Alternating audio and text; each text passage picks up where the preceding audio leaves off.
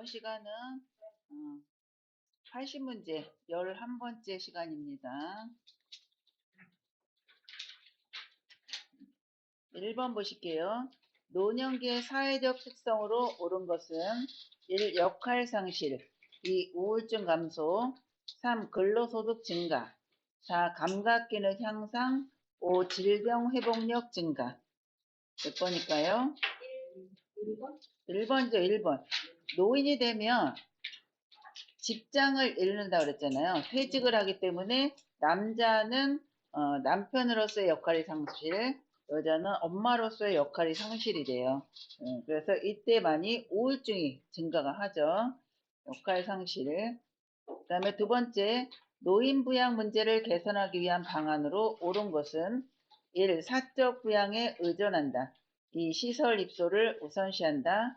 3. 세대 간 분리를 강조한다.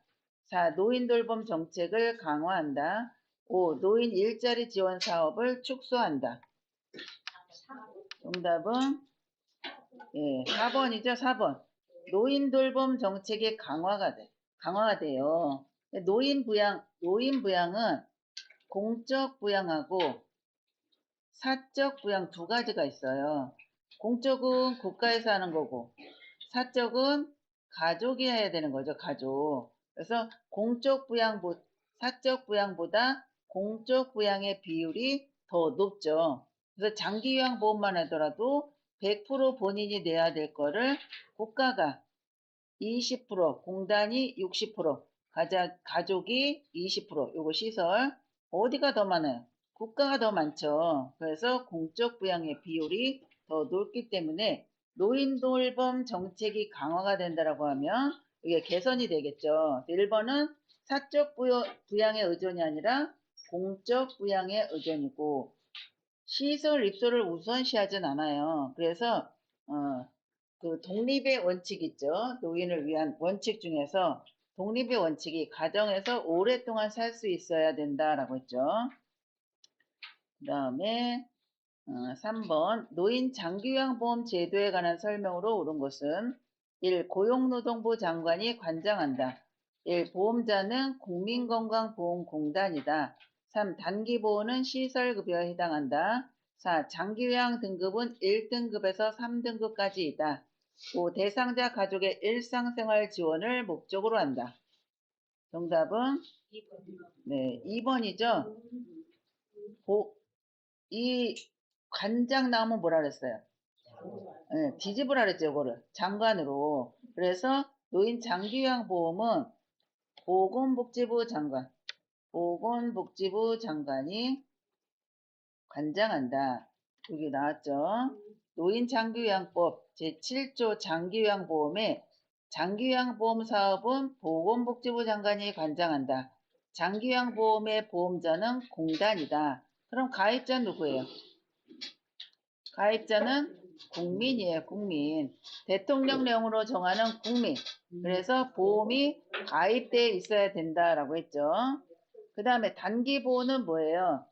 재가급여이죠. 단기보호는 재가급여이다. 장기요양 등급은 1등급에서 몇 등급까지 있어요?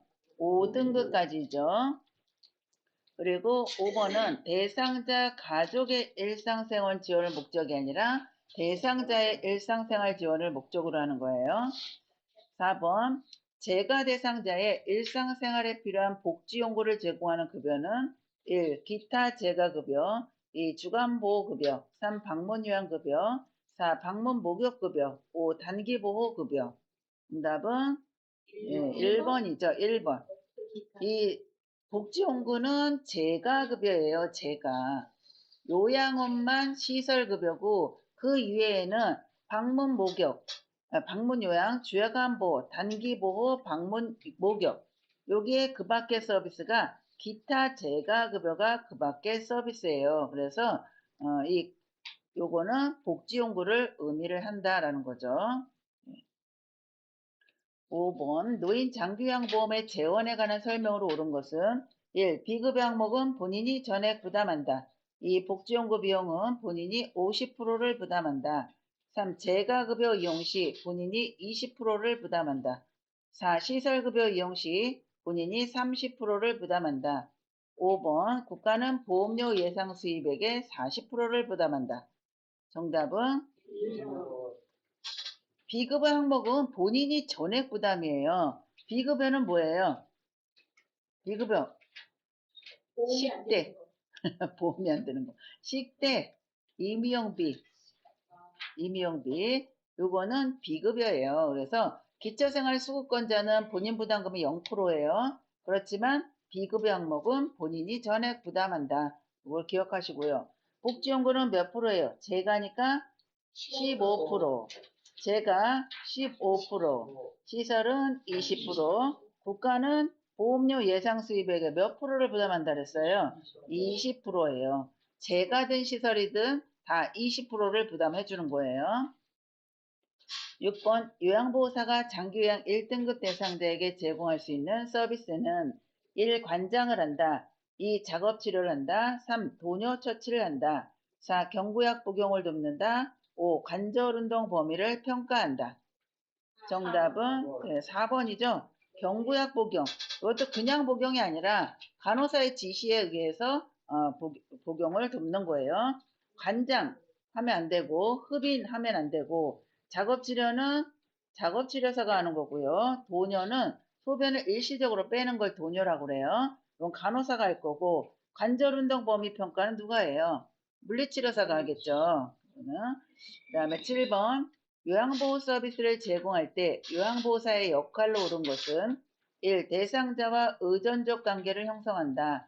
2. 대상자의 가족에게 가사 서비스를 제공한다. 3. 대상자와 의견이 상충될 때는 서비스를 줄인다.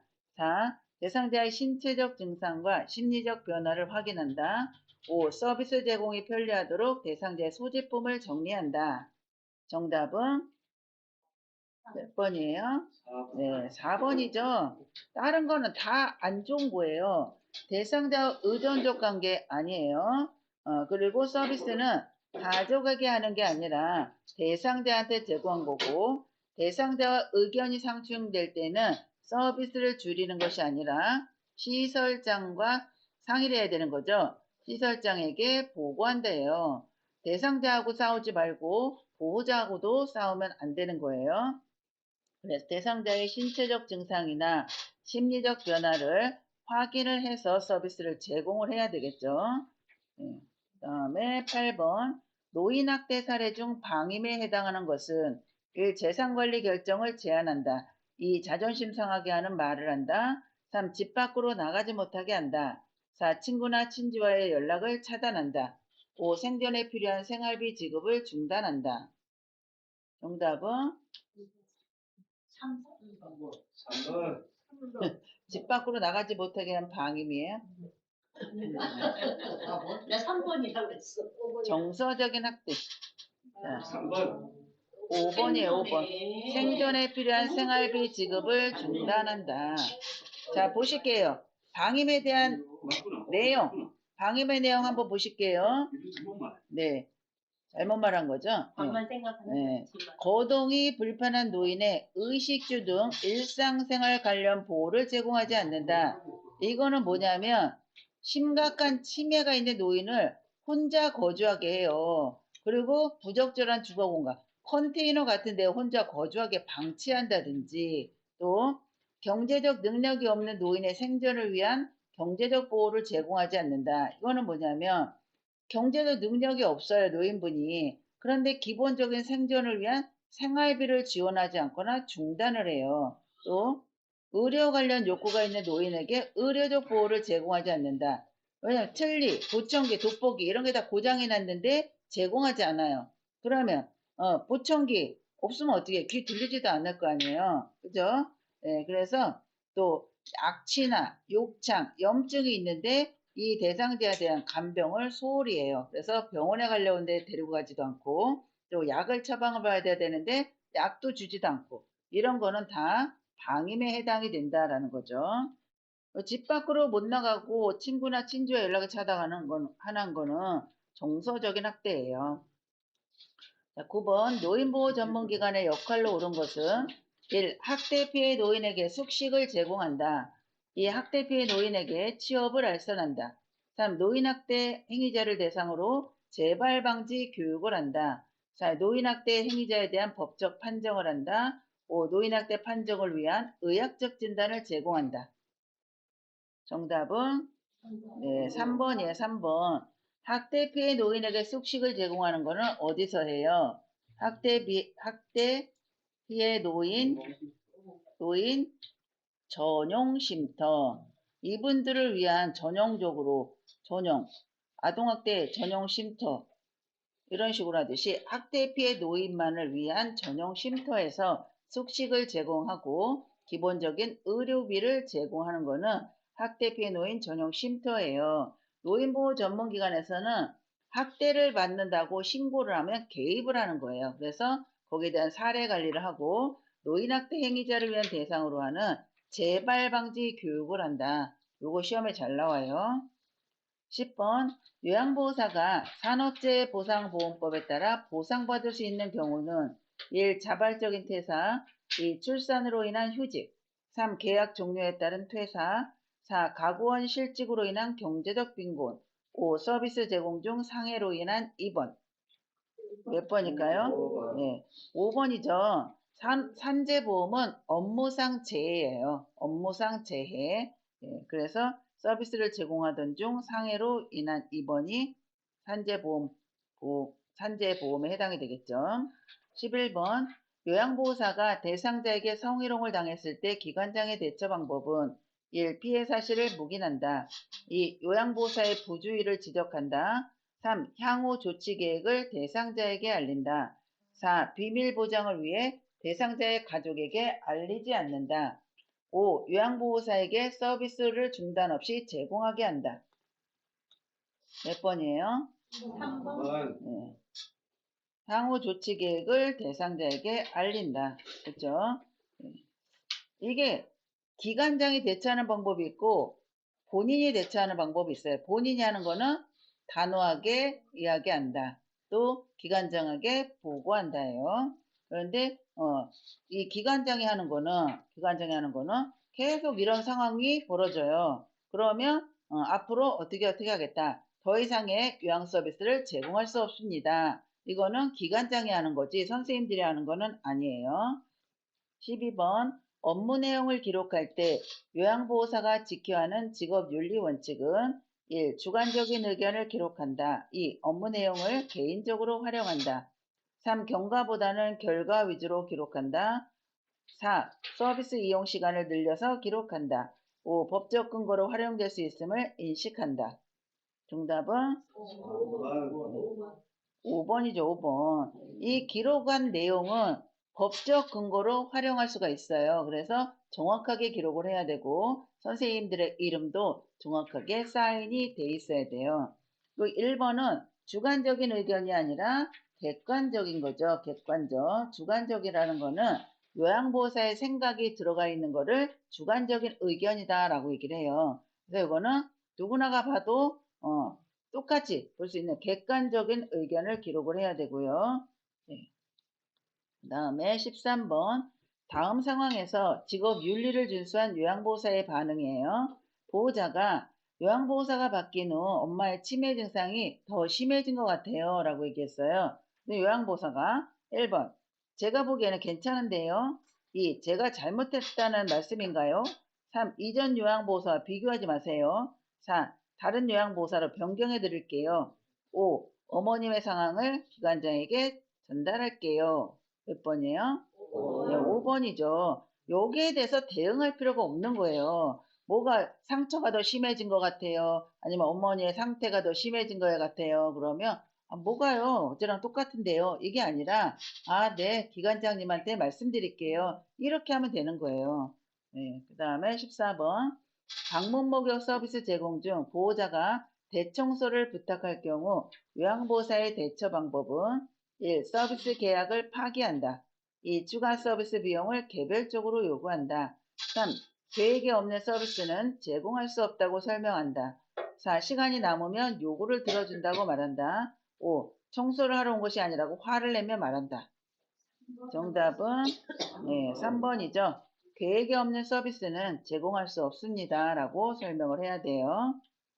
15번 요양보호 서비스를 제공하는 동안 요양보호사가 지켜야 하는 직업윤리 원칙은 1. 대상자와 가족의 소통을 제한한다. 2. 대상자를 수동적인 존재로 간주한다. 3. 업무 수행에 필요한 지식을 습득한다. 4. 업무 수행을 위해 자기관리를 미룬다. 5. 서비스를 상황에 따라 변경하며 제공한다. 정답은 3번이죠. 지식 습득하고 기술 습득하는 거는 요양보호사의 역할 중에서 무슨 역할이에요? 숙련된 수발자의 역할이다. 숙련된 수발자의 역할이라고 했어요. 그래서 지식, 기술, 또 뭐예요? 보수교육 이런 게 나오면 숙련된 수발자의 역할이다라는 거죠. 16번 업무를 수행할 때 요양보호사에게 근골격계 질환이 발생할 수 있는 상황은 1. 무거운 물건을 여러 번 옮기는 경우 2. 몸의 무게중심을 낮추고 물건을 드는 경우 3. 물기가 없는 평평한 바닥에서 일을 하는 경우 4. 물건을 최대한 몸에 가깝게 하여 들어 올리는 경우 5. 물건을 들고 발을 움직여서 몸의 방향을 바꾸는 경우. 정답은 1번이죠. 그러니까 다칠 수 있는 환경이 어떤 거냐라는 거예요. 네. 직업병이죠, 직업병. 무거운 물건 계속 여러 번 옮기는 거. 그래서 선생님들이 어르신들을 계속 옮기잖아요. 침대에서 휠체어로, 휠체어에서 침대로. 그래서 근골격계 질환이 발생할 수 있어요. 그래서 조심해서 신체 정렬에 맞는 방법으로 옮겨야 된다라는 거죠.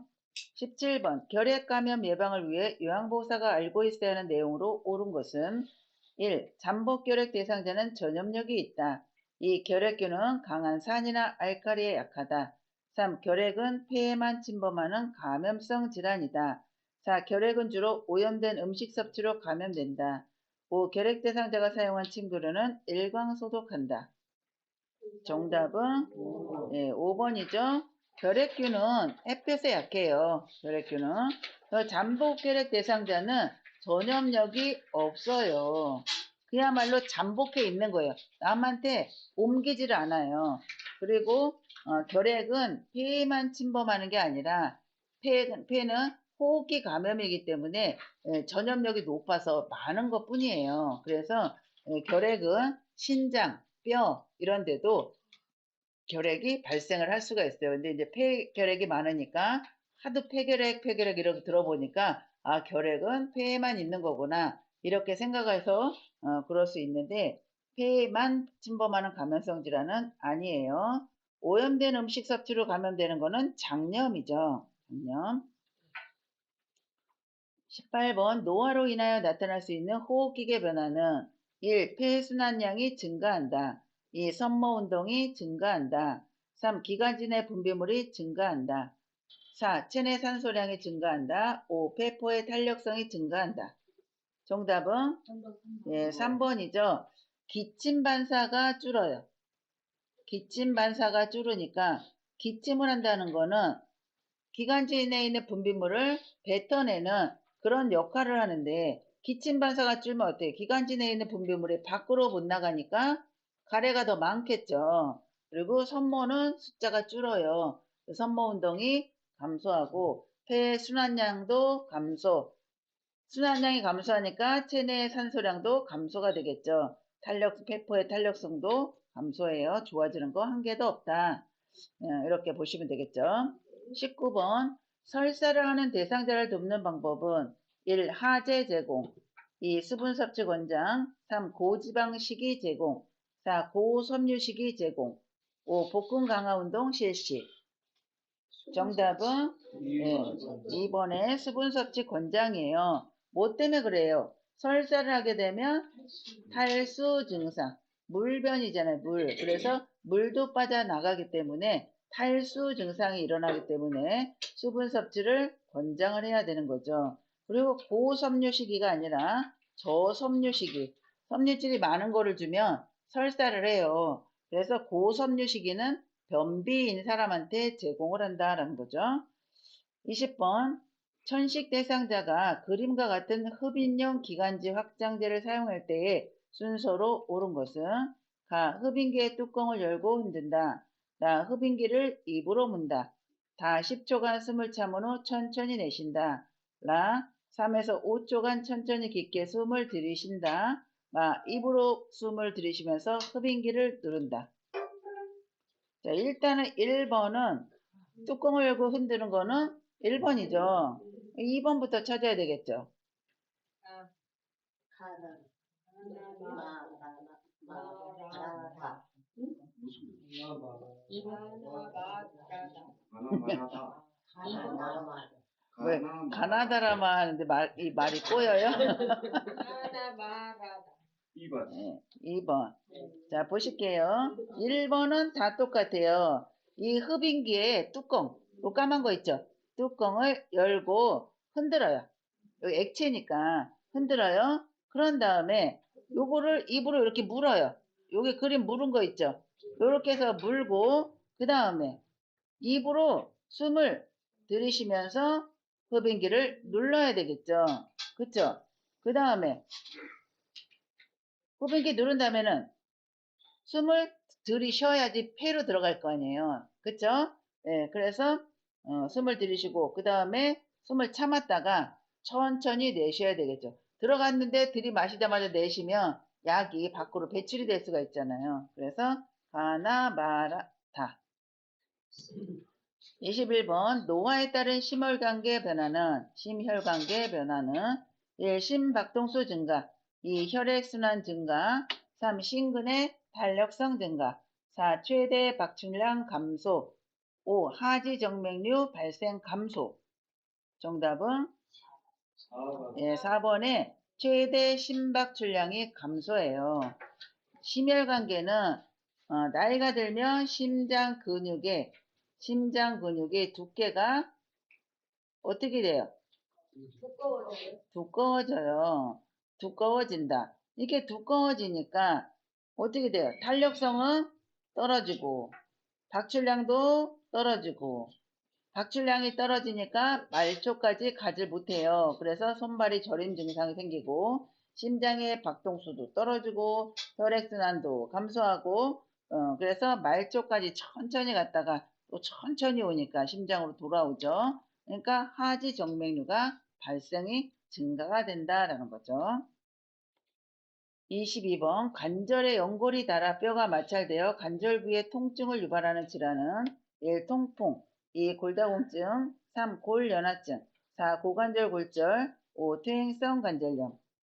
정답은 뭐예요? 관절에 연골이 닳았어요. 네, 퇴행성 관절염이죠. 잘 봐야 돼요. 뼈에 구멍이 숭숭 뚫리는 그게 아니라 연골이 닳아서 뼈가 마찰이 돼요.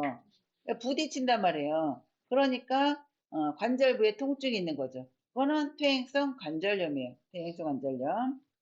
23번 노화에 따른 여성 생식기계 변화는 1. 질염 발생 감소 2. 질의 윤활작용 감소 3. 난소의 크기 증가 4. 질의 수축력 증가 5. 여성 호르몬 분비 증가.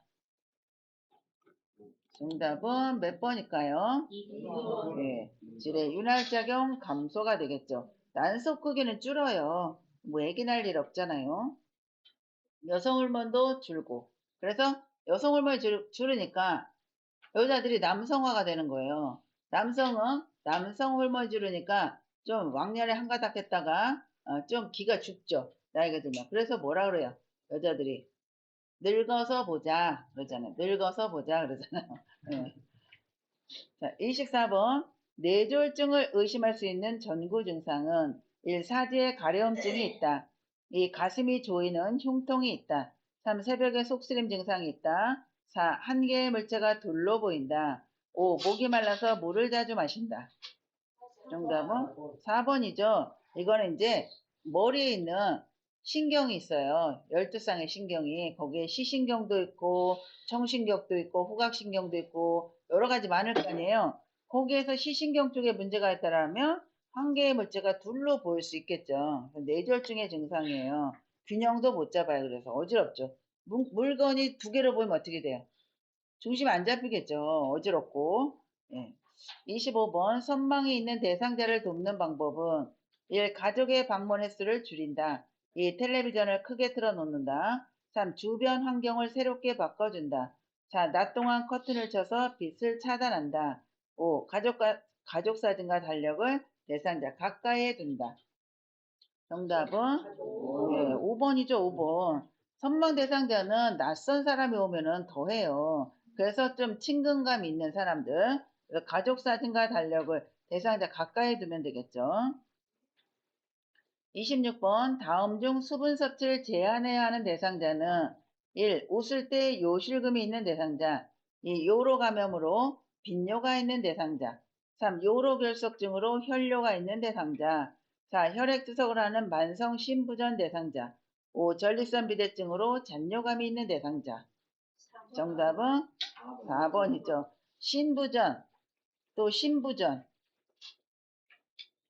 또 부신 쪽에 문제가 있거나 갑상선 기능 저하증, 갑상선 기능 저하증, 또 간경화증, 요런 사람들은 수분을 제한을 해야 되고요. 요실금, 요로감염, 요로결석, 전립선 비대증 요런 사람들은 수분 섭취 권장이에요.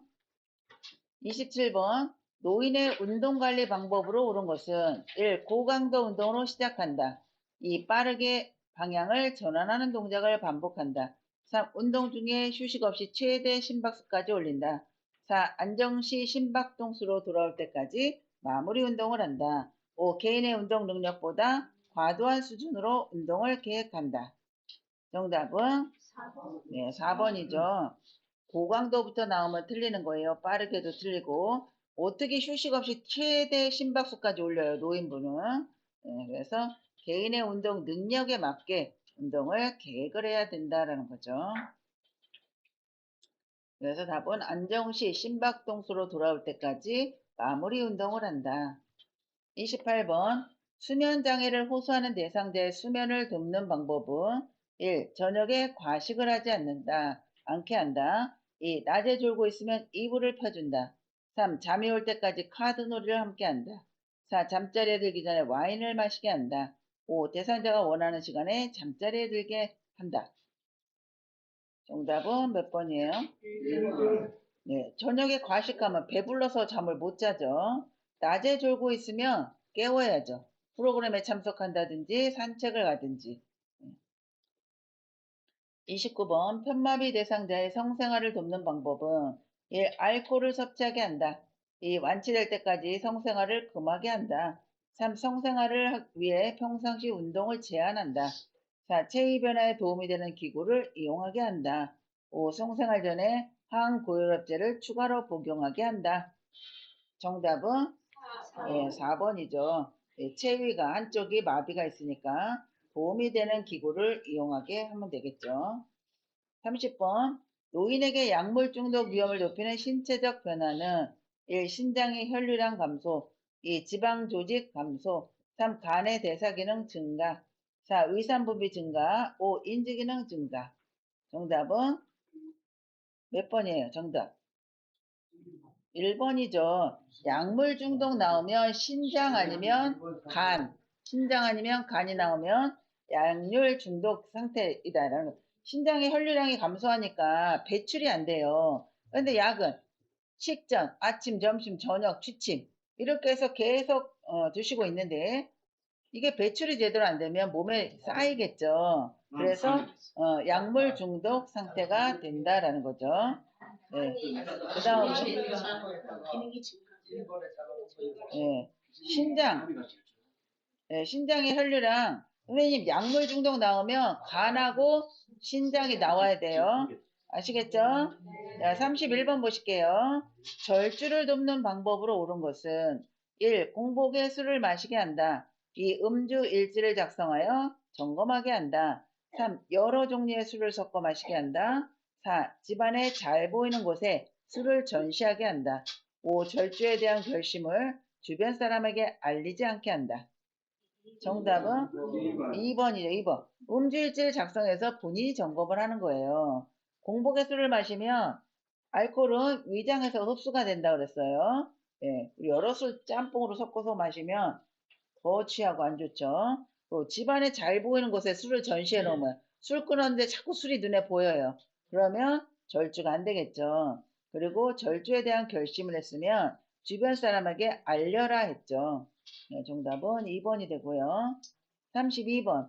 요양보호 업무 보고가 중요한 이유는 1. 대상자의 기능 상태 측정 2. 대상자의 사적 정보 공유 2. 기관 중심의 서비스 제공 4. 요양보호 서비스 질의 향상 5. 다른 장기 요양기관과의 경쟁 몇 번이에요?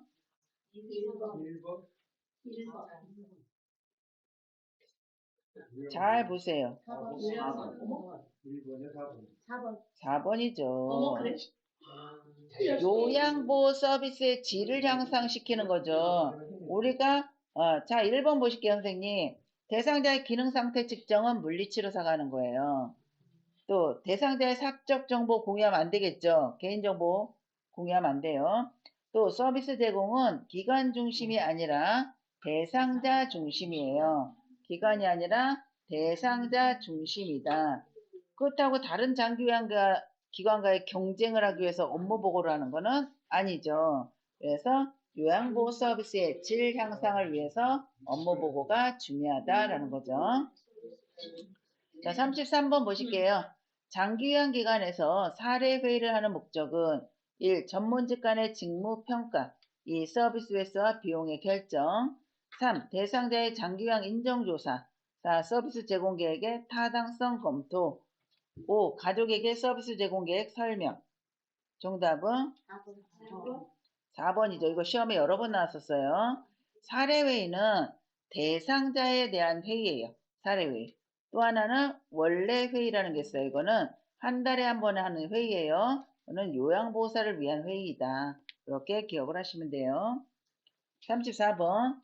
요양보호사가 사전연명의료의향서에 대해 바르게 이해한 것은 1. 65세가 되어야 작성할 수 있다. 2. 작성된 사전연명의료의향서는 변경할 수 없다. 3. 연명의료 중단 이후에도 물과 영양분은 공급된다.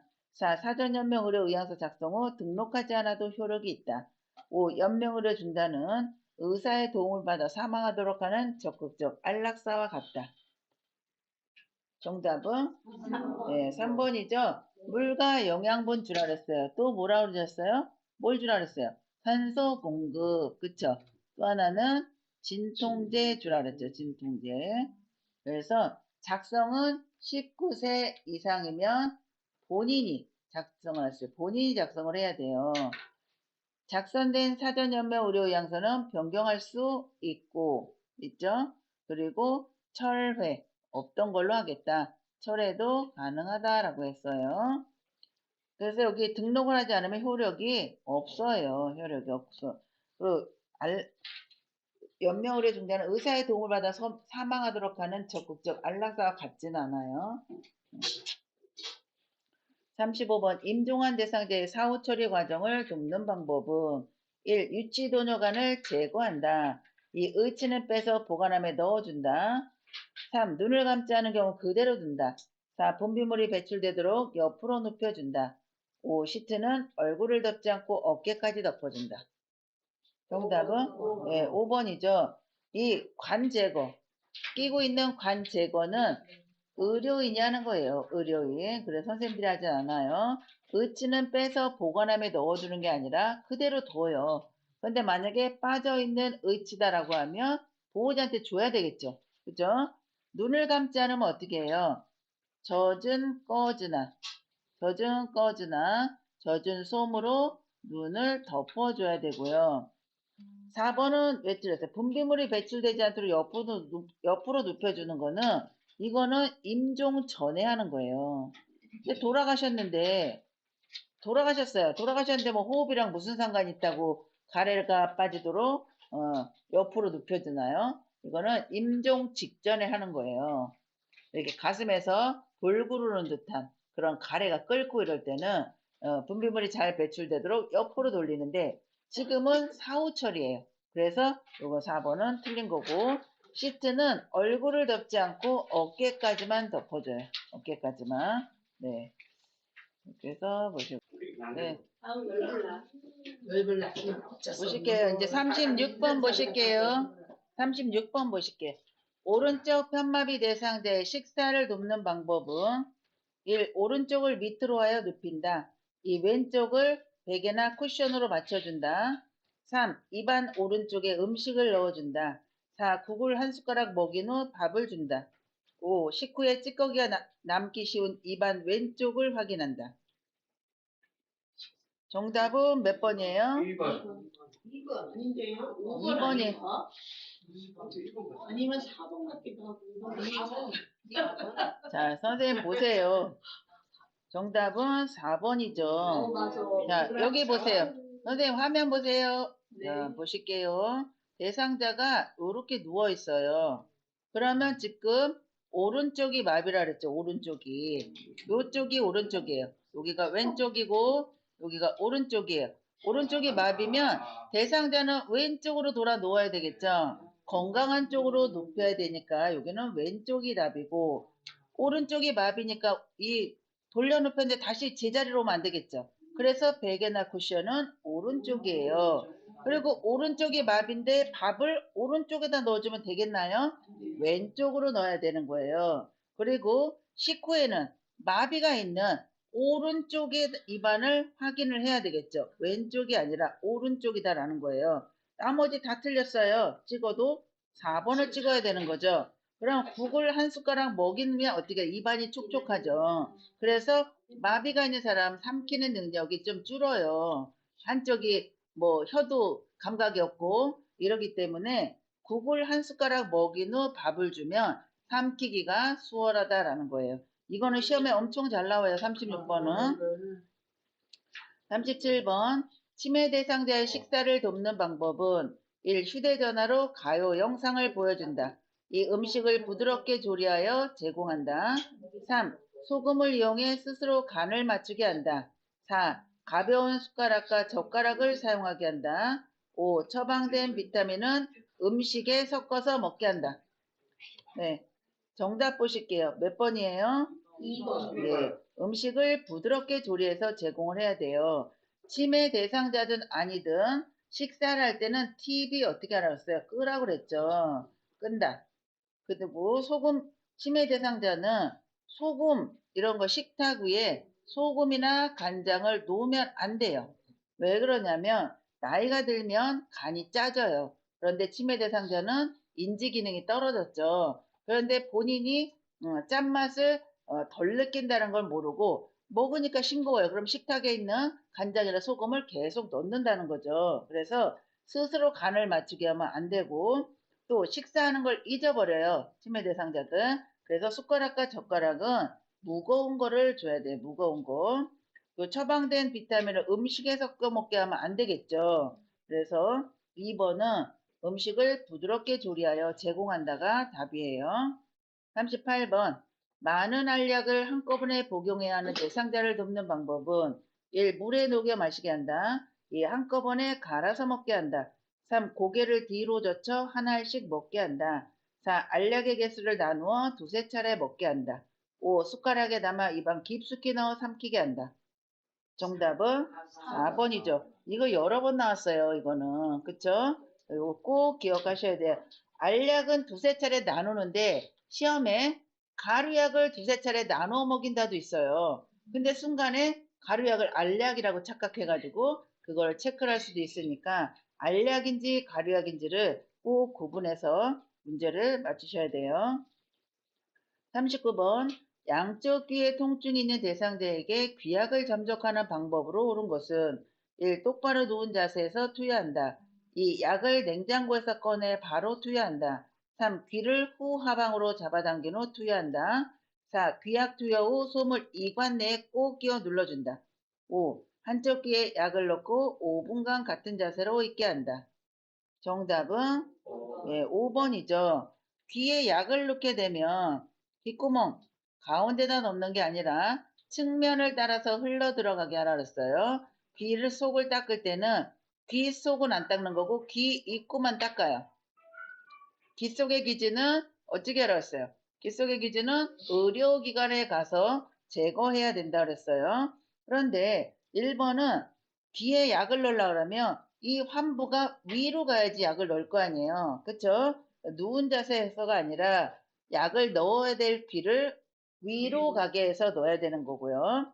약은, 귀약은 상온 보관이에요. 상온. 그래서 약을 냉장고에서 꺼내면 차갑겠죠. 그러면 증상이 어떻게 난다? 찬 거를 넣으면 어지러움증,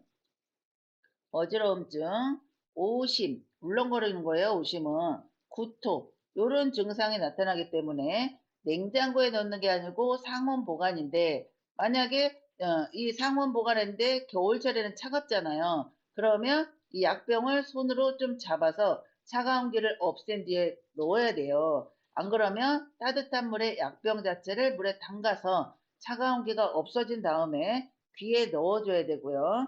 3번은 귀를 잡아당기는 거는 요 부분을 잡아당기는데 후, 상, 뒤로 잡아당기면서 위쪽으로 잡아당기는 후상방으로 잡아당겨야 돼요. 그리고 솜은 귀 입구에 느슨하게 끼워줘야 돼요.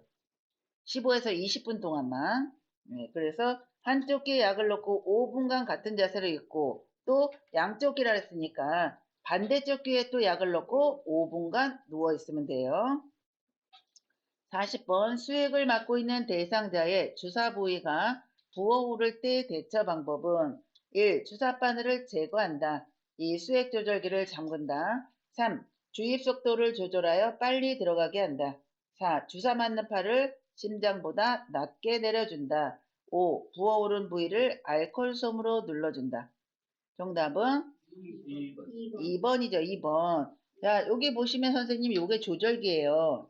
잠궜다 요렇게 넓은 부위로 요렇게 됐죠. 요렇게. 여기 조절기가 있어요.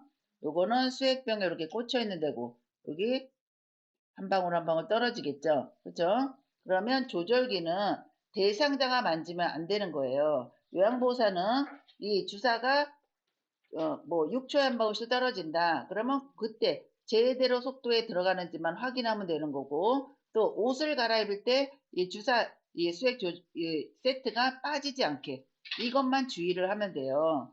제거하는 거는 간호사가 하는 거고 이 주입 속도를 조절해서 빨리 들어가게 하면 안 되는 거죠. 제 속도로 들어가는지만 확인을 해야 되는 거고 주사를 맞는 팔은 심장보다 낮게 내려놔요. 어떻게 해요? 주사 맞는 팔을 심장보다 낮게 내려놓는 게 아니라 이거는 수액병은 심장보다 높게 해야 되는 거죠. 주사 맞는 팔은 심장이랑 이게 높이가 같아도 상관없어요. 심장보다 높아도 상관이 없어요. 단지 수액병이 심장보다 위에 가 있어야 되는 거예요. 또 부어오른 부위를 알코올솜으로 눌러주는 게 아니라 주사를 빼줬을 때 알코올솜으로 문지르지 않고 눌러주는 거죠. 그래서 어쨌든 주사가 부었어요. 그러면 들어가면 안 되죠. 그래서 조절기를 잠근 후 그 다음에 뭐를 해요? 보고한다. 보고. 41번 휠체어로 이동하여 화장실을 사용하는 오른쪽 편마비 대상자를 돕는 방법은 1. 대상자의 오른쪽에 휠체어를 놓고 옮긴다. 2. 휠체어 의자 끝에 걸터 앉게 하여 이동한다. 3. 휠체어 잠금 장치를 풀고 발받침대를 접은 후 변기로 옮긴다. 4. 대상자의 겨드랑이를 감싸 일으킨 후 몸을 회전시켜 변기에 앉힌다. 5. 배설이 끝날 때까지 화장실 문을 열어두고 다른 용모를 본다. 정답은 4번이죠. 4번. 잠금 장치는 잠가야 돼요. 잠그고 발받침대를 접은 후 옮겨요. 휠체어는 바퀴 달린 거는 무조건 잠금 장치 잠그는 게 1번이에요. 자, 그러면 어느 쪽이 마비라 했어요? 오른쪽이 마비죠. 침대가 이렇게 있어요. 그러면 대상자 어느 쪽이 마비예요? 오른쪽이 마비예요. 여기가 왼쪽이고 여기가 오른쪽이 마비면 휠체어는 왼쪽에 놔줘야 된다는 거죠. 건강한 쪽에 놔줘야 돼요. 2번은 휠체어 요 끄트머리에 걸터 앉으면 이동하다가 떨어질 수가 있어요. 그래서 깊숙이 앉아야 돼. 의자 끝이 아니라 의자 깊숙이 앉는다. 4번, 5번은 배설이 끝날 때까지 어떻게 해요? 화장실 문은 닫아두고 열어두는 게 아니라 닫아두고 거기서 문 밖에서 기다려야 되는 거죠. 다른 용물을 보면 안 되는 거예요. 예, 그 다음에 요거 보시면 예, 대상자의 겨드랑이를 감쌌죠. 일으켰어요. 일으킨 다음에 몸을 회전시켜서 변기에 앉히는 거죠. 그래서 4번이 맞는 거예요. 근데 요거에 대상자의 겨드랑이를 감싸 일으킨 후 몸을 90도 회전시켜서 변기에 앉힌다. 요렇게도 돼 있어요. 우리 교재에는 90도 회전시켜 변기에 앉힌다라고 나와요. 근데 이 90도는 굳이 안 써도 되니까 시험 문제가 두 종류로 나와 있어요. 90도라고 써 있는 것도 맞는 거고 그냥 회전시켜서 변기에 앉힌다. 요것도 맞는 거예요. 90도잖아요. 침대에서 앉아가지고 180도면 확 바뀌어버리죠. 그래서 일단 일으켜 세운 후에 반을 돌려서 앉히면 되는 거죠. 그래서 4번 요것도 시험에 잘 나와요. 42번 편마비 대상자의 침상 배설을 돕는 방법은 1. 배설할 때 주변을 조용하게 한다. 2. 변기는 물로 끓인 후 침상 옆에 준비한다. 3. 소변을 참지 못하고 실금하면 기저귀를 채운다. 4. 허리 아랫부분을 무릎 덮개로 덮은 후 바지를 내린다. 5. 건강한 쪽으로 돌려눕혀 힘주기 쉬운 자세를 취하게 한다. 정답은 4번. 예, 4번이죠. 이거는 바지를 벗기고 무릎 덮개를 덮는다라고 많이 나오죠. 그렇죠? 무릎 덮개를 먼저 덮은 후에 바지를 내려야 되는 거고 배설을 할 때는 어떻게 하라고 했어요? 조용하면 수치스러움을 느낄 수 있다 그랬어요. 그래서 침상변기, 간이변기에 일단 화장지를 깔아주고 TV나 음악을 틀어서 이 소변 소리를 묻히게 만들어주라 했죠. 그래서 조용하게 하면 안 돼요. 변기는 물로 끓이면 어떻게 돼요? 데워요. 그래서 변기는 물로 데운 후 끓이는 게 아니라 데워서 침상 옆에 준비를 해야 되는 거고요. 소변을 참지 못하고 실금한다 해서 기저귀 채우지 말라 그랬어요. 기저귀 채우면 어떻게 된다 그랬어요? 기저귀에 의존적이 돼버린다. 그리고 5번은 건강한 쪽으로 돌려눕히는 게 아니라 변기를 대주고는 반자위 아니면 좌위를 해줘야지 아랫배에 힘을 줄 수 있는 자세가 되죠. 옆으로 돌려놓는 거나 똑바로 눕는 거나 똑같죠. 그렇죠? 배에 힘을 줄 수 있는 자세는 반자위 아니면 좌위이다. 그래서 상체를 올려준다. 그러면 맞는 거예요. 43번 이동변기를 사용하는 대상자의 변이를 자극할 수 있는 방법은 1. 수분 섭취를 제한한다. 2. 고단백 식이를 제공한다. 3. 차가운 변기를 데워준다. 4. 조용한 음악을 틀어준다. 5. 미지근한 물을 항문에 끼얹는다. 정답은 5번이죠. 5번. 미지근한 물을 끼얹어주면 이 변이가 자극이 돼요. 그래서 뭐예요? 목욕탕 가면 큰 욕조에 들어가면 어때요? 탕 속에 들어가면 뜨끈뜨끈한 데 들어가면 갑자기 소변 마렵고 하잖아요. 그게 따뜻한 게 음부에 닿으니까 요의가 느껴지는 거예요. 변이도 느껴질 수 있어요. 그래서 미지근한 물을 항문에 끼얹는다가 답이에요. 44번 기저귀를 사용하는 대상자의 욕창을 예방하는 방법은 1. 둔부를 수시로 알코올 소독한다. 2. 기저귀는 정해진 시간에 교환한다. 3. 피부가 붉어진 경우 더운 물주머니를 데워준다. 4. 기저귀가 뭉치지 않도록 잘 펴서 둔부를 감싸준다. 5. 엉덩이에 발적이 있으면 도넛 모양의 베개를 데워준다. 정답은 4번이죠. 예. 둔부를 수시로 알코올 소독 아니에요. 그죠? 기저귀 정해진 시간에 교환하지 말라고 했어요. 피부가 붉어진 경우는 어떻게 해요? 보고를 해야 돼, 보고. 그죠? 기저귀가 뭉쳐지지 않게 잘 펴서 엉덩이를 감싸줘야 되고요. 엉덩이에 발적이 있으면 도넛 모양의 베개는 해주지 말라고 그랬어요. 오히려 욕창을 더 심하게 만들 수 있다고 그랬죠. 왜 그래요? 혈액순환이 잘 안 돼서, 눌려서. 45번 유치도뇨관을 삽입하고 있는 대상자를 돕는 방법은 1. 수면 중에는 연결관을 잠가둔다. 2. 소변주머니는 매 식사 전에 비워준다. 3. 자유로이 움직일 수 있다고 알려준다. 4. 소변주머니는 방광 위치보다 높게 둔다. 5. 유치도뇨관이 고정되어 있는지 수시로 당겨본다. 정답은 3번이죠. 침대 위에서도 자유롭게 움직일 수 있고 또 침대 밖으로 내려와서 거동도 가능하다라고 알려주라 그랬어요. 수면 중이나 프로그램 중에는 연결관을 잠가두면 안 돼요. 이게 소변의 양이 많으면 방광에 소변이 차면 그 팽만감 때문에 잠을 잘 수가 없죠. 소변이 마려워서. 그리고 소변 주머니는 매 식사 전이 아니라 이 반 이상 차거나 그러면 비워줘요. 그래서 하루에 한 번 이상 비워준다라고 보시면 되고요. 소변 주머니는 방광 위치보다 높게가 아니라 낮게죠. 낮게. 높게 두면 어떻게 된다 그랬어요. 거꾸로 소변이 방광으로 역류가 되기 때문에 역류성 감염이 발생할 수 있다 그랬어요. 그리고 유치도뇨관이 고정되어 있는지 수시로 당겨보면 어떻게 된다 그랬어요. 방광 안에 있는 소변줄이 여기 물방울 만들어 놓는다 했죠. 빠지지 않게. 이걸 자꾸 당겨보면 이게 빠지면 요도가 손상을 입어서 혈뇨가 나올 수 있어요. 46번 잠을 자기 전에 대상자의 의치를 빼주는 이유는 1. 침분비 촉진 2. 잇몸 압박 예방 3. 의치의 변형 방지 4. 의치의 유연성 유지 5. 턱뼈의 골밀도 유지. 정답은 2번이죠. 이 의치를 계속 끼게 되면 잇몸이 눌려요. 그래서 잇몸이 압박되기 때문에 하루에 몇 시간? 8시간 이상은 이 의치를 빼주라 그랬어요. 근데 대낮에 빼면 어르신들이 이 입이 합주기가 되니까 수치스러움 때문에 안 빼려고 그래요. 그래서 저녁 식사하고 빼면 그 다음날 아침 식사할 때까지는 8시간 이상은 빼놓을 수가 있다라는 거죠. 의치의 변형을 방지하기 위해서는 어떻게 해요? 이거는 찬물에 담가놔야 돼요. 찬물에 담근다. 변형을 예방하려면 47번 침대에서 대상자의 머리를 감기는 방법으로 옳은 것은 1. 베개를 치우고 침대 모서리에 머리가 오도록 한다. 2. 방수포를 머리부터 엉덩이까지 깐다. 3. 수건을 어깨에서 다리까지 덮는다. 4. 머리 밑에 패드를 깔고 패드의 끝은 매트리스 밑으로 접어넣는다. 5. 패드가 없으면 이불을 말아서 사용한다.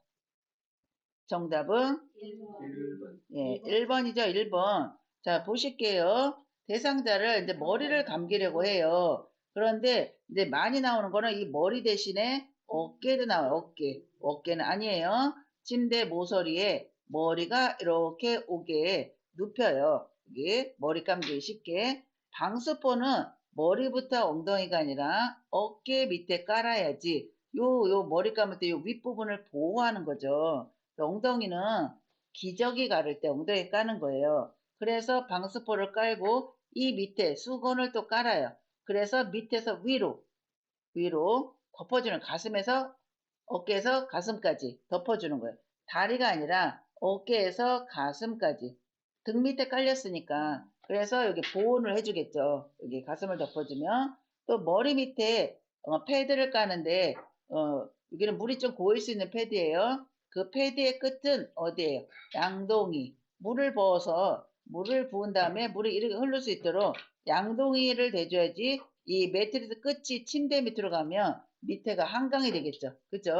요렇게 양동이에 들어갈 수 있게 해주고 만약에 이 패드가 없다라고 하면 비닐에 뭐야 그거 신문을 넣어서 모양을 만들어서 요것도 패드의 끝은 양동이에 들어갈 수 있도록 해줘야 되겠죠. 입을 말아서 하는 거 아니에요. 48번 발의 청결을 돕는 방법은 1. 발톱은 둥글게 자른다. 2. 발가락 사이는 소독액으로 씻긴다. 3. 무좀을 예방하기 위해 모직 양말을 신긴다. 4. 각질을 제거하기 위해 따뜻한 물로 씻긴다. 5. 딱딱하고 두꺼워진 발톱은 식초물에 담갔다가 자른다. 네, 정답은 몇 번일까요? 4번. 네, 각질을 제거하기 위해 따뜻한 물로 씻겨야 되겠죠. 그렇죠? 발톱은 어떻게 해요? 일자로 자른다. 그리고 발가락 사이는 소독액이 아니라 비눗물로 닦아야 돼요. 비눗물. 네, 그리고 무좀 예방하기 위해서는 모직이 아니라 면양말을 신겨야 되고요. 이 딱딱하고 두꺼워진 발톱은 식초물에 담그는 게 아니죠. 네. 그 다음에 49번 치매 대상자가 열이 나는데도 목욕을 시켜달라고 할 때의 대처 방법이에요. 1. 시원한 물로 목욕시킨다. 2. 해열제를 먹인 후 목욕시킨다. 3. 목욕 대신에 물놀이를 하게 한다. 4. 미지근한 물수건으로 몸을 닦아준다.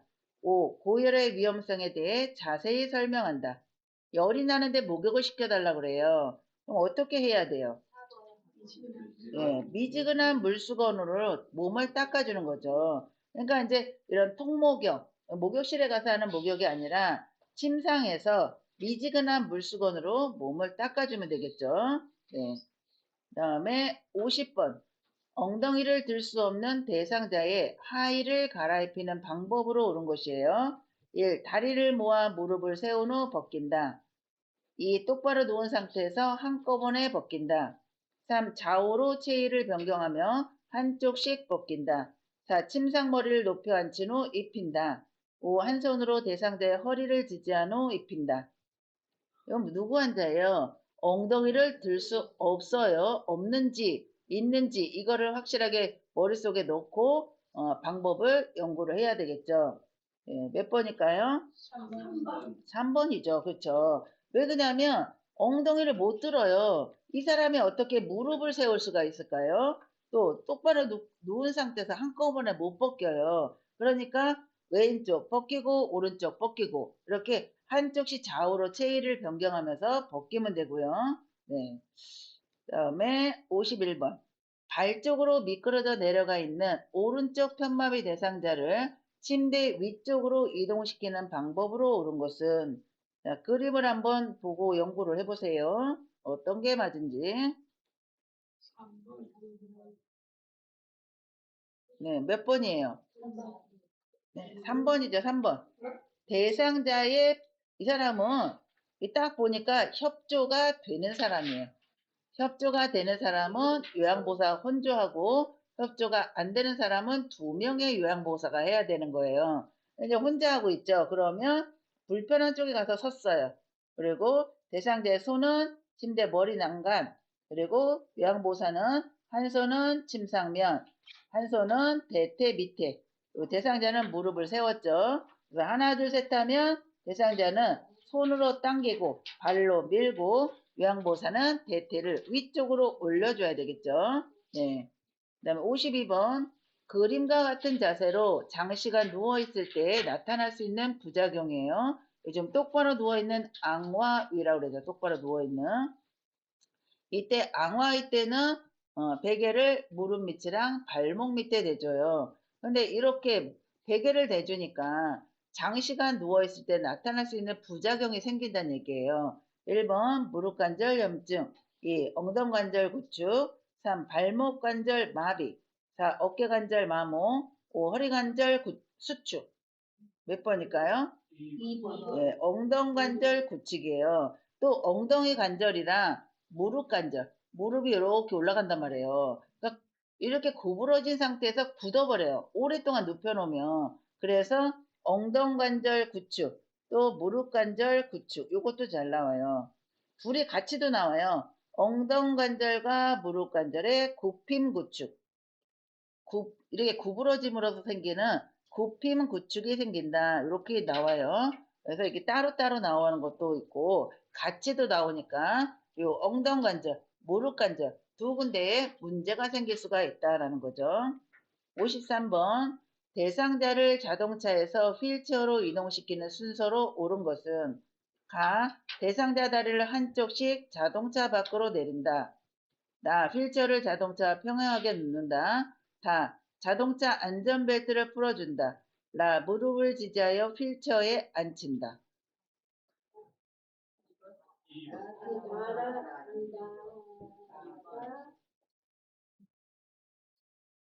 몇 번이에요? 2번.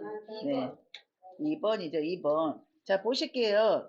선생님, 이거 보시면 가장 먼저는 자동차와 평행해 놔요.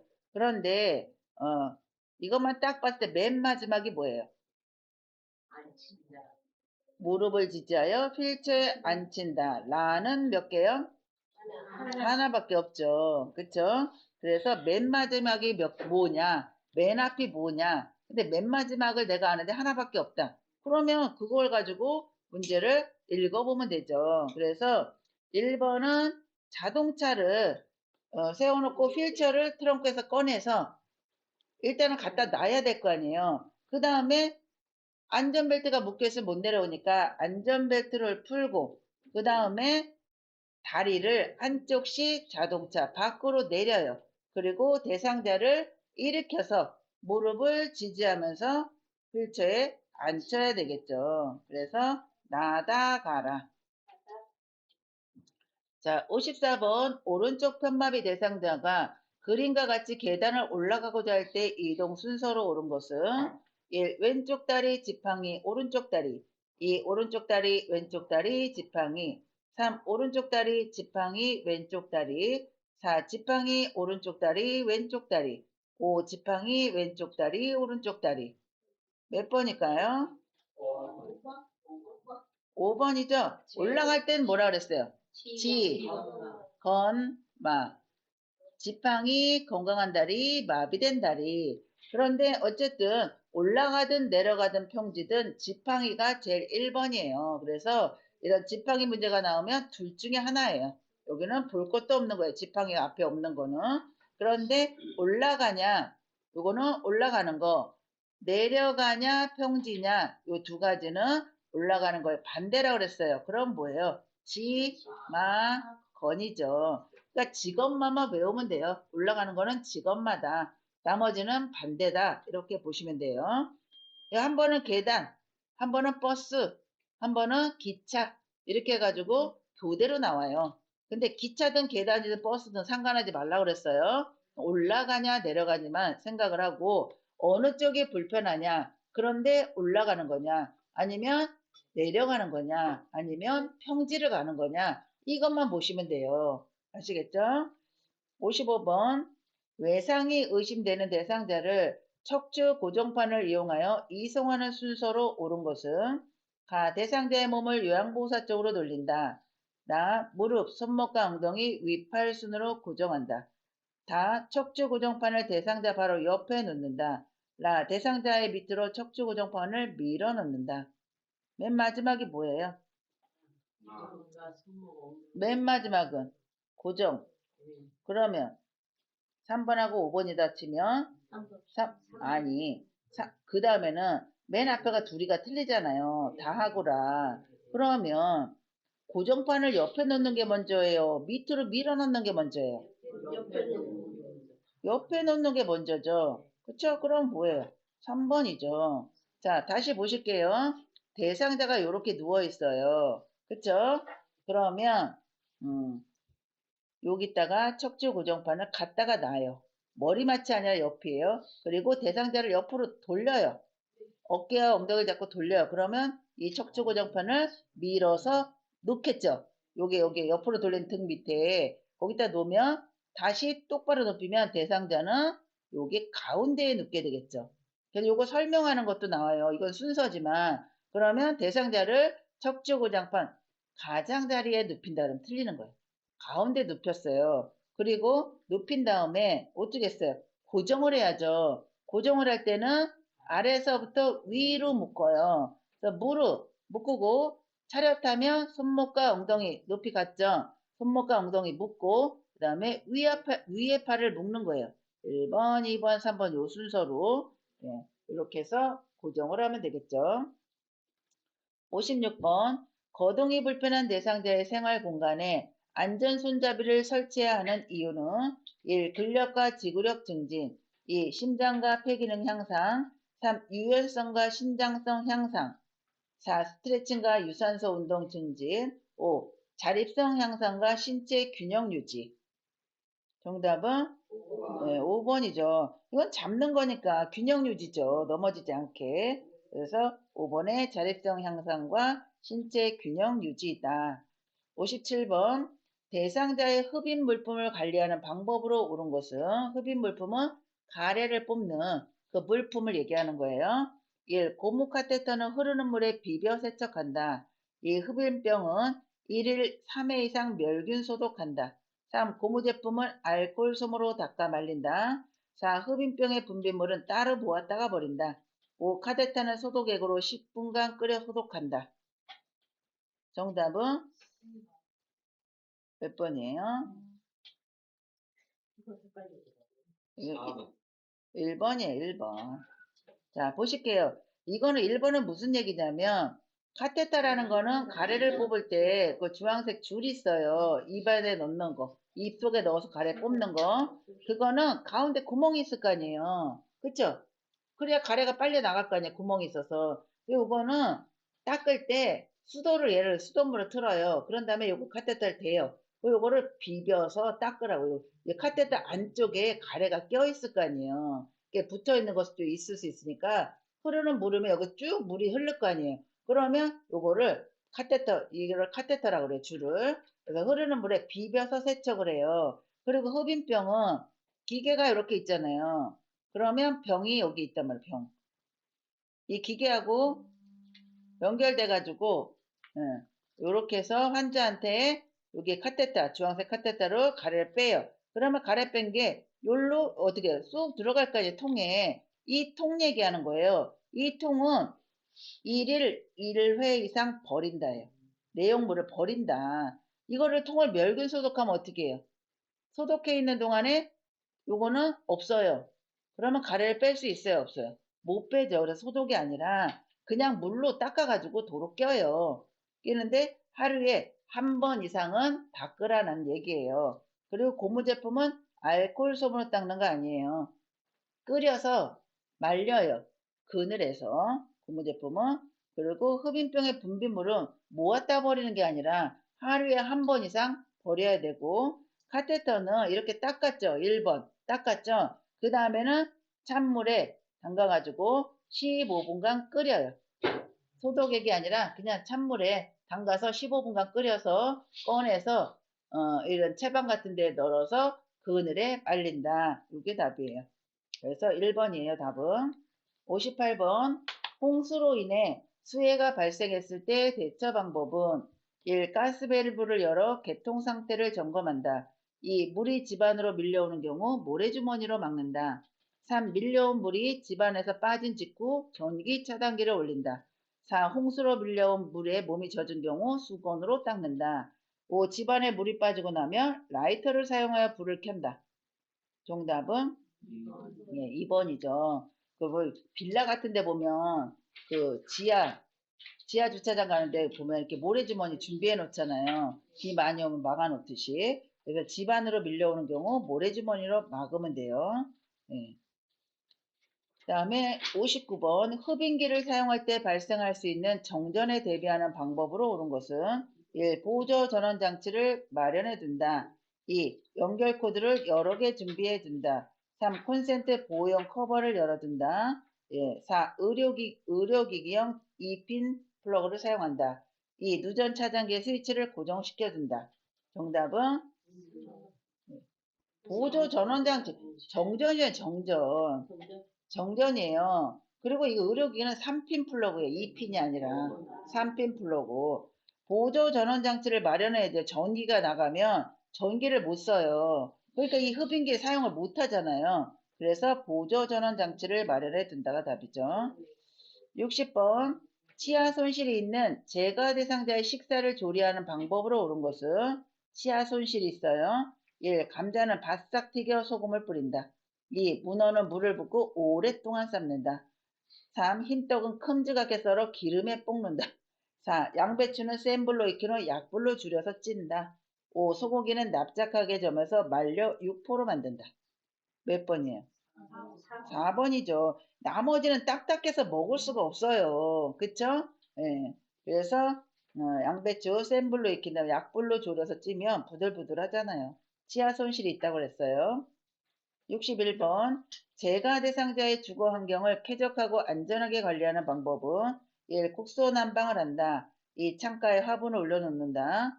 3. 습도를 20에서 30%로 유지한다. 4. 자연채광 차단용 커튼을 친다. 5. 낮 동안 2~3시간 간격으로 환기한다.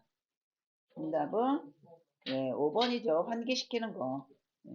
62번. 재가 대상자의 일상 업무를 대행하는 방법으로 옳은 것은 1. 보호자에게 필요한 서비스가 있는지 확인한다. 2. 동일한 업무를 재요청할 때는 스스로 하게 한다. 3. 대상자에게 필요한 경비를 기관장에게 요구한다. 4. 대상자에게 업무 대행 경과를 수시로 확인시켜준다. 5. 업무 대행에 불만족하며 다른 요양보호사에게 재요청하게 한다. 정답은 네, 4번이죠. 대상자한테 이 업무에 대한 거를 수시로 확인을 시켜주면 되죠. 1번은 보호자가 아니라 대상자예요. 대상자에게 필요한 서비스가 있는지 확인하고 동일한 업무를 재요청했다고 그냥 알아서 스스로 하세요. 이렇게 할 수는 없어요. 예, 그리고 대상자에게 필요한 경비를 왜 기관장한테 요구를 해요? 그렇죠? 보호자한테 요구를 해야죠. 이거는 보호자한테 요구한다. 예. 63번 입수한 지 얼마 되지 않은 치매 대상자가 자신의 방을 청소하겠다고 할 때 대처 방법은 1. 몸이 아픔으로 청소를 하지 말라고 한다. 2. 시설에 있는 청소기 사용법을 가르쳐준다. 3. 시설에서는 하지 않아도 된다고 이야기한다. 4. 청소를 하는 것은 낙상 위험이 있다고 말한다. 5. 집에서 하던 대로 자신의 방을 청소하게 한다. 정답은 5번이죠, 5번. 시설에서 안 해도 된다고 얘기해요. 원래 안 하는 게 맞는데 치매 대상자잖아요. 이 요양원이 자신의 방이라고 생각을 하고 있는 거예요. 그러면 그냥 하던 대로 자신의 방을 청소를 하게 해야지 대상자가 덜 불안하다라는 거예요. 64번 치매 대상자의 욕실을 안전하게 조성하는 방법은 1. 온수기의 온도를 높여 놓는다. 2. 높이가 높은 욕조를 설치한다. 3. 욕실에 문턱을 만들어 물이 넘치지 않게 한다. 4. 비누는 사용하기 쉽게 눈에 잘 띄는 곳에 둔다. 5. 거울에 덮개를 씌워 자신의 모습을 보고 놀라지 않게 한다. 네, 정답 5번이죠. 온수기의 온도를 높이면 화상을 입어요. 그 욕조는 높이면 안 되고 이 문턱은 일부러 없애는데 있는 것도 없애는데 만들 필요는 없는 거죠. 비누는 치매 대상자한테 이식증이 나타나면 이 비누도 먹어요. 그래서 비누는 숨겨놔야 되고 치매 대상자는 본인이 몇 살인지를 몰라요. 그래서 예를 들어서 욕실에 들어갔는데 거울 보고 웬 할머니가 딱 서 있어요. 놀라겠어요, 안 놀라겠어요? 놀라죠. 아니면 그 할머니랑 이야기하는 사람도 있어요. 다른 사람인 줄 알고. 그래서 이 치매 대상자는 이 거울을 보고 놀라지 않게 거울을 없애든지 아니면 비치는 물건 이런 거를 없애야 돼요. 놀라기 때문에. 그 다음에 65번 치매 대상자가 반복적으로 서랍 안에 물건을 꺼내어 헝클어 놓을 때의 대처 방법은 서랍을 자물쇠로 잠근다. 2. 다른 서랍장으로 교체한다. 3. 헝클어진 물건을 정리하게 한다. 4. 고구마 순을 같이 다듬자고 한다. 5. 행동을 멈추라고 단호하게 말한다. 4번이죠. 이렇게 반복 행동 있잖아요. 반복자가 들어가면 주의 환기가 답이에요. 주의 환기는 복잡한 거 말고 단순한 거, 단순하게 할 수 있는 걸 준 거예요. 고구마 순을 다듬게 한다든지 콩나물 다듬게 한다든지 아니면 산책을 나가든지 아니면 가족 이야기를 하든지 어쨌든 이 상황에서 잊어버릴 수 있는 뭔가를 해줘야 된다라는 거죠. 66번 평소에 식사를 잘하던 치매 대상자가 갑자기 식사를 거부할 때의 대처 방법이에요. 1. 가족과 함께 외식을 하게 한다. 2. 식사를 거부하는 이유를 묻는다. 3. 자극적인 음식으로 식욕을 돋운다. 4. 틀니에 문제가 생겼는지 확인한다. 5. 식사를 하겠다고 할 때까지 기다린다. 정답은 4번이죠. 이 평상시에 식사를 잘하던 대상자가 식사를 안 하려고 그러면 가장 먼저 확인해야 될 거는 입안에 상처가 있나 없나를 확인해야 돼요. 입안에 상처가 있으면 아파서 못 먹겠죠. 또 이 틀니가 맞는지 안 맞는지 확인해요. 이게 덜렁덜렁 걸어가지고 못 씹는지 아니면 이 대상자의 약 중에서 식욕을 억제하는 약이 있는지 식욕 억제하는 약이 있는지 이런 거를 좀 살펴보면 되겠죠. 67번 무더운 여름밤에 잠을 못 이루고 뒤척이는 치매 대상자를 돕는 방법은 1. 시원한 홍차를 제공한다. 2. 시원하고 얇은 이불을 덮어준다. 3. 포만감을 느끼도록 간식을 제공한다. 4. 숙면을 위해 수면제를 복용하게 한다. 5. 관심 있는 올림픽 경기를 시청하게 한다. 정답은 2번이죠. 이 치매 대상자가 밤에 잠을 못 자고 배회를 한다. 이거는 밖으로 나가려고 하는 것도 있고 아니면 화장실을 가고 싶어서 그럴 수도 있어요. 그래서 그런 쪽으로 답을 찾아야 되는데 이 사람은 어떻게 돼요? 돌아다니는 게 아니라 잠을 못 자고 뒤척뒤척거려요. 그러면 이거는 온도에 대한 문제이다. 그래서 시원하고 얇은 이불을 덮어주든지 아니면 실내 온도를 조정을 해준다. 이런 식으로 답이 나와요. 68번 야간에 배회하는 치매 대상자를 돕는 방법은 1. 침대 옆에 옷가지를 걸어둔다. 2. 복잡한 일을 주어 집중하게 한다.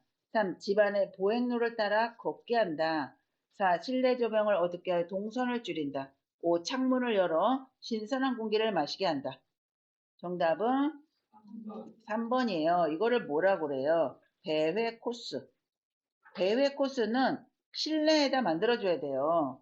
이렇게 배회하는 대상자는 나가려고 하는 사람이 있어요. 그래서 어떤 문제는 창문과 대문을 잠근다. 왜냐하면 나갈 수 있으니까. 그것도 답이에요. 그런데 집안에 어차피 배회를 하니까 실내에 배회 코스를 만들어주고 계속 이제 걸어다니게 만들어주면 돼요. 못하게 하지 말고.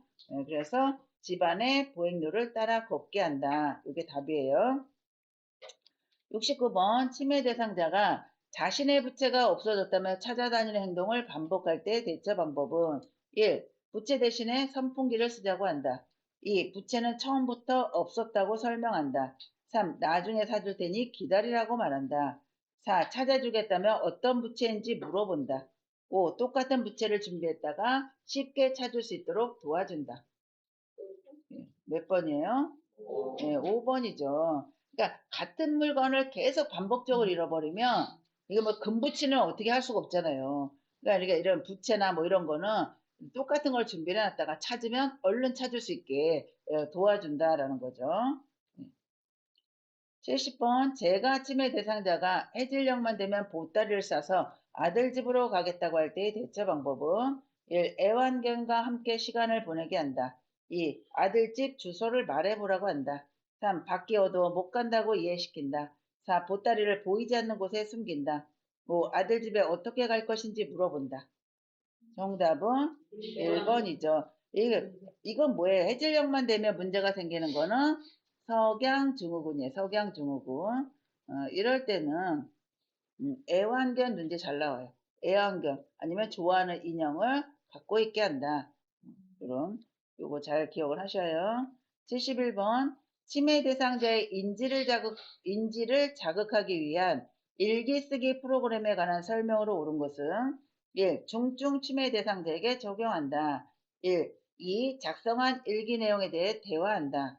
3. 형식 없는 빈종이에 쓰게 해야 한다. 4. 요양보호사의 관심사를 주제로 쓰게 한다. 5. 대상자의 계산력을 높이는 데에 초점을 둔다. 정답은 2번이겠죠. 3번이에요? 2번. 작성한 일기 내용에 대해서 대화를 해야죠. 치매 환자잖아요. 치매 대상자. 중증 치매는 이거 못해요. 대화도 잘 안 돼요. 그리고 형식이 있는 곳에 쓰게 해도 쓸까 말까인데 예를 들어서 뭐 아침에 일어난 시간, 뭐 아침 식사는 무엇을 했는지 이런 게 적혀 있으면 옆에다 기록하기가 좋은데 그냥 하얀 백지를 주고 오늘 이거 있었던 거 써보세요 그러면 못 써요. 그래서 형식 없는 빈종이 쓰는 건 아니고 대상자의 관심사를 주제로 써야지 요양보호사의 관심사 쓰라 그러면 쓰겠나요? 예. 다음에 72번 대상자가 남편에 대한 험담을 할 때의 대처 방법은 1. 못 들은 척하고 화제를 돌린다. 2. 험담하는 것을 듣고 싶지 않다고 말한다.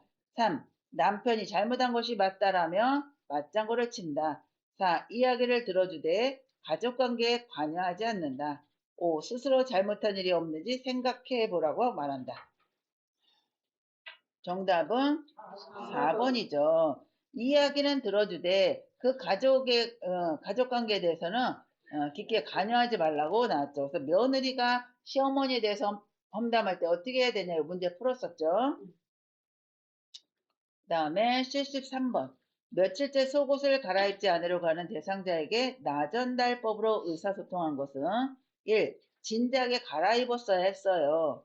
2. 속옷을 갈아입기 귀찮으신가 봐요. 3. 다른 사람들이 냄새난다고 싫어할 거예요. 4. 오늘도 속옷을 갈아입고 싶지 않으시군요. 5. 건강을 해칠까 염려되니 갈아입었으면 좋겠어요. 몇 번이에요? 5번. 네, 5번이죠. 나전달법은 내 생각을 전달하는 거라 그랬어요.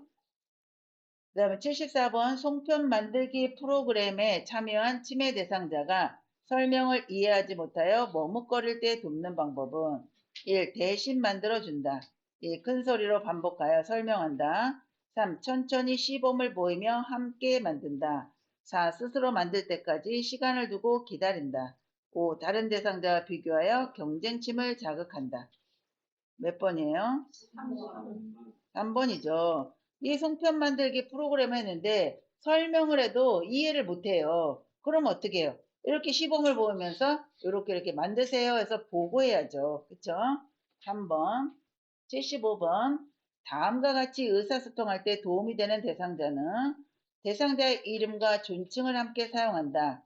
사람, 장소, 시간, 날짜에 대한 정보를 자주 인식시킨다. 1. 시각장애, 2. 청각장애, 3. 언어장애, 4. 진압력장애, 5. 주의력 결핍장애. 몇 번일까요? 3번. 네, 진압력이죠. 사람, 시간, 장소 이게 나오면 진압력이 떨어진 거예요. 그래서 자꾸 인식을 시켜줘야 된다는 거죠.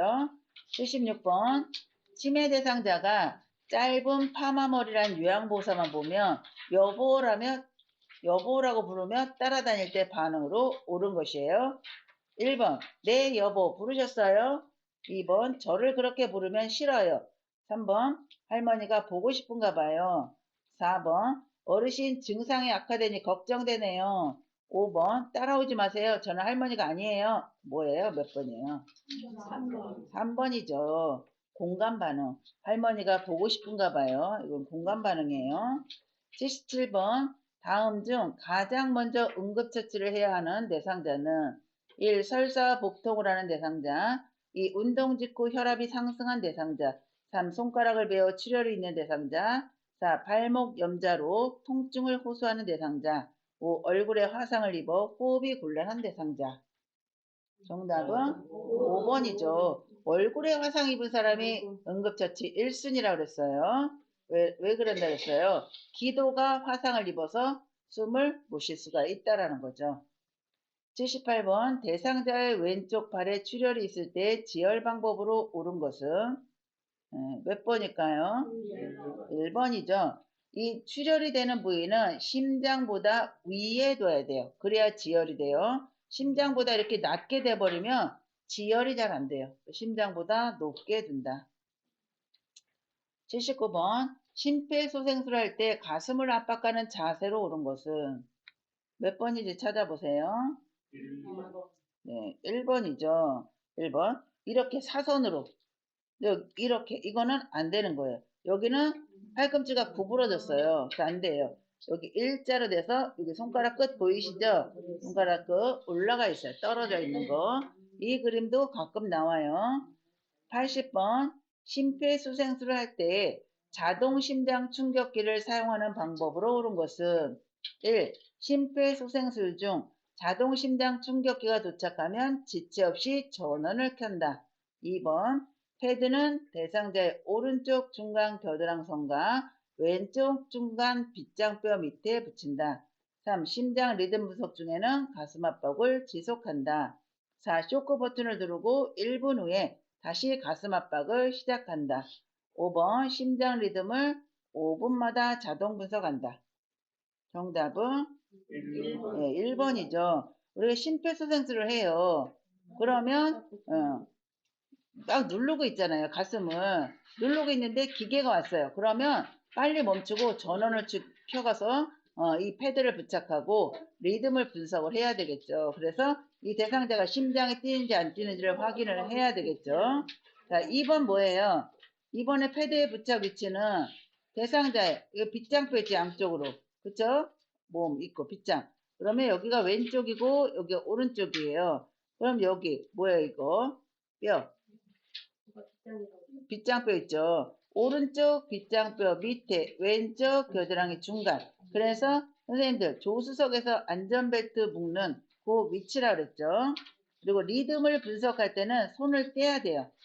가슴 압박을 하는 게 아니라 손을 떼야지 이 대상자가 기계가 심장이 뛰는지를 읽고 있는데 이거 대상자가 심장이 뛰는지 요양보호사가 건드려서 뛰고 있는지 구분이 안 가요. 그래서 리듬 분석 중에는 손을 뗀다.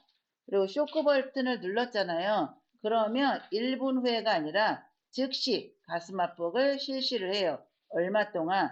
2분 동안이에요. 2분 동안. 왜 그러냐면 심장 리듬은 2분마다 자동 분석이 되기 때문에 2분 동안 가슴 압박을 해야 된다라는 얘기예요. 네, 여기까지 80문제 풀으셨어요. 고생하셨습니다. 수고하셨습니다.